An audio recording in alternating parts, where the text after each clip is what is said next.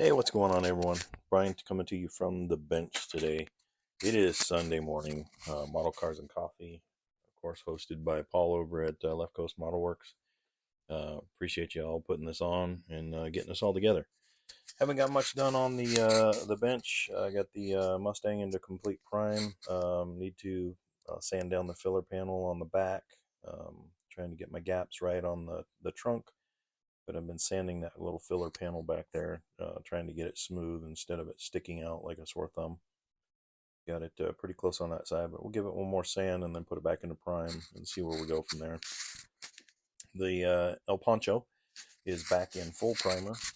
I've got all the body work pretty much done on the car. I'm going to cut in some tail lights, put some like LED lights down below, put some little strips in there, but I've got it back into primer, so I'm making some progress with it. Got some stash ads in. I bought some photo etch this week, and I got one for the 67 Mustang Shelby GT that I'm doing, and another one for a 68 Mustang. I also am putting the UCP Shelby wheels on it.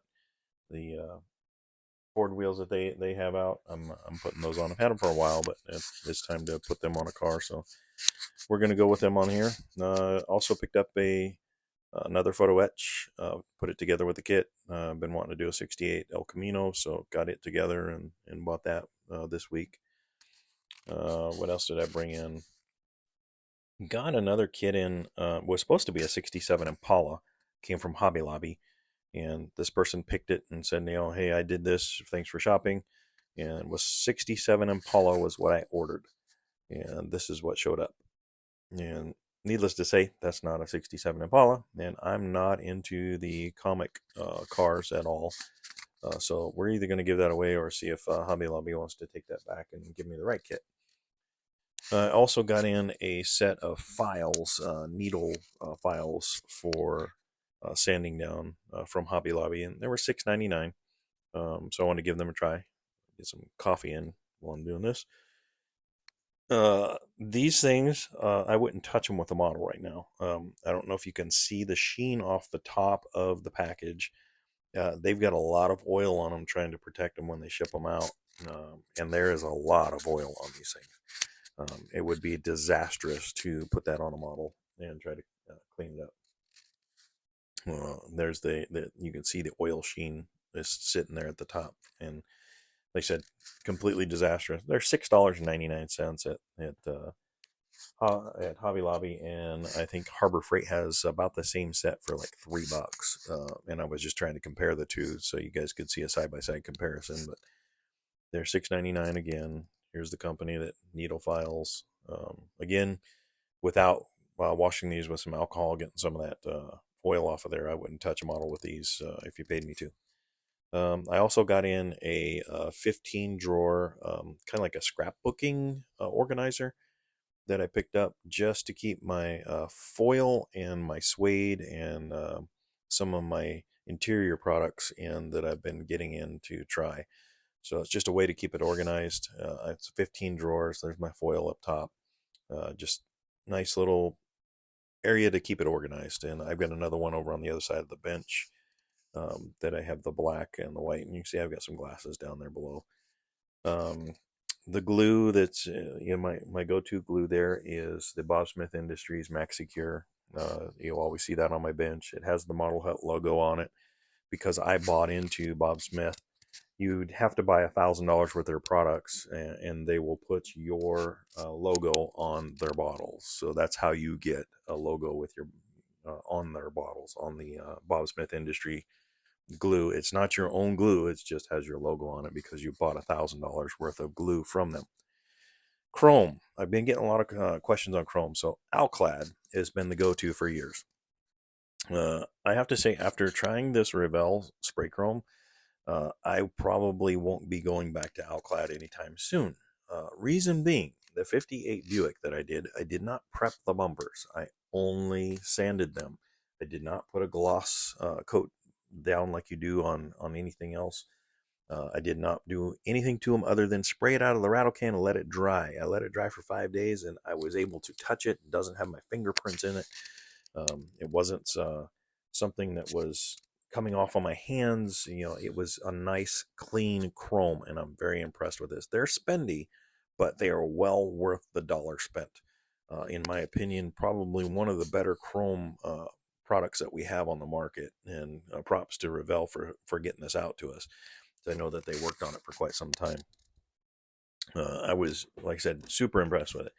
The other Chrome I got asked you a question about was, yeah, I see some pins that you've done. I've done a review on these pins, and they call the Z pin. Zote, I think, is the actual name of it. I'm not even going to attempt to pronounce Zoet. Um, the liquid chrome, they're better than Molotov, hands down, every day of the week. I can't emphasize that enough. I've done reviews on these. Go check out my other videos. I've done reviews on Molotov. The problem I have with Molotov is Molotov literally goes bad. If you let it sit in your bench, I just threw out over 20 bottles. So not happy with that at all. But Molotov has been around for a long time. These Z pens are cleaner chrome, and I am super super happy with these. Um, that's the smaller needle size. They come in a or smaller tip size, I should say. They come in about 7 different um, sizes, and I also have the gold pins. Here's a quick, just ran the pin over the top. You can see the chrome. I've done a complete tutorial on these, so go check out that other video.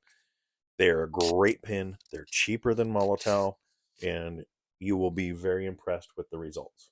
Very impressed with the results. Other things that I've been working on, trying to get that. Um, I got a Nova in that I'm getting ready to pull it out and start on the bench as well. Another question I had was, what are you using for your black? I use the Badger Style and Res primer, the black primer, SN403, and I'll put the links down below. Amazon run a sale on the bigger bottle, and I think they were like $16.99. So it was awesome to grab the bigger bottle of it, because I've had that smaller bottle for over a year now and still using it. Throw it in my airbrush. It's self leveling. It is a water-based acrylic polyurethane. Yeah, it's self-leveling. I've had nothing but good results with it. It sprays out even. Like I said, it self-levels. They're great looking flat black. It's one of the better looking flat blacks I've seen on the market today. Especially, most of the rattle cans suck. Um, so these a great way to put down a very clean. I have painted with this. I've painted cars with it. I've even shot the primer down and put 2K clear over it.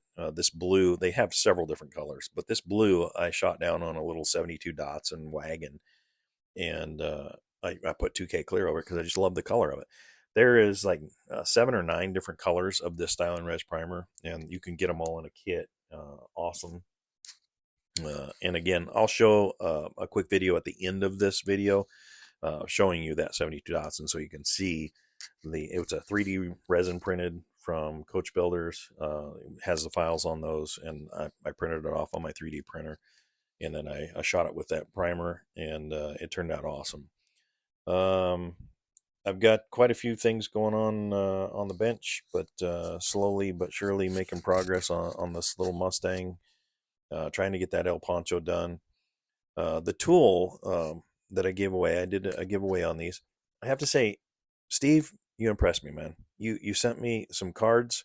Steve Courtney sent me some cards over there and a thank you note for. He won one of those in the giveaway, and he was kind enough to send me some cards and say thank you and a personal note. And if you haven't checked out his channel, Steve Courtney's Customs, does awesome paint work. I've followed him for a long time, on Facebook as well. He's an awesome painter. If you have a chance, go over there and check him out. Give him a like and subscribe. The community has been awesome. It's great to be a part of this community and help it grow. Help do the giveaways and whatnot here on the channel. I try to do as many reviews as I possibly can for you guys to, hopefully knock out some of the does that stuff work, or will it work for me, so you can see it used firsthand. But it's a fun hobby to be in. I can't thank you guys enough. Another channel that I want to give some props to. He's approaching his 1,000 mark, and Coast to Coast Customs, of course. He's doing his model cars and coffee. It's Kit Bash Custom. Go over there and see Jimmy and say hi to him. Give him a like. Uh, let him know that you supported him as well. He's into the old school, traditional, old customs, and I have to say, man, does some killer work. I enjoy his videos. I know he was under the weather there this morning, but I enjoy his videos. Another thing I got in was a bunch of the silly foam or silly wink foam from Hobby Lobby. A ton of colors here. We're going to be starting to use those for interiors on customs. I'm not going to go through the video on how to do that. Dawn did an awesome video on that. So let's give him some support and props where props are due on that, because he did a great video on how to do the foam interior. So check it. I'll put a link down below so you can check his out as well. And go over there and give him a like and subscribe. And we'll keep rolling with some stuff on the bench. I'm going to keep going on this 67. Try to get it knocked out. We got quite a bit done on it. There's the interior. I did the foil. I did the black wash on my lower panels. Again, that's foil. That's not the chrome pins. I'll probably do cut out some of the stuff already because I got the photo etch in, so we'll put some photo etch handles in it. But we'll get to we'll get to that when we need to get to it. Haven't really decided on what color I'm going with on the Mustang yet. It's kind of up in the air, but I plan on shooting it today, so I'm going to get back to the bench and get to building. Prayers to everybody that needs them. Prayers to all of you down in the weather paths, as well as those that are trying to put their lives back together after the weather came through. Hopefully you guys find the peace that you need, and also get back to where you need to be. Again, thank you all for all of the prayers for my family. Appreciate all of you guys, and we'll see you on the next one, man. God bless and happy modeling. You guys keep it up. Have a great week, guys. God bless. And here's that little 72 Dotson that I told you that it was a 3D printed file that is done with Stylin Res primer and 2K clear over the top.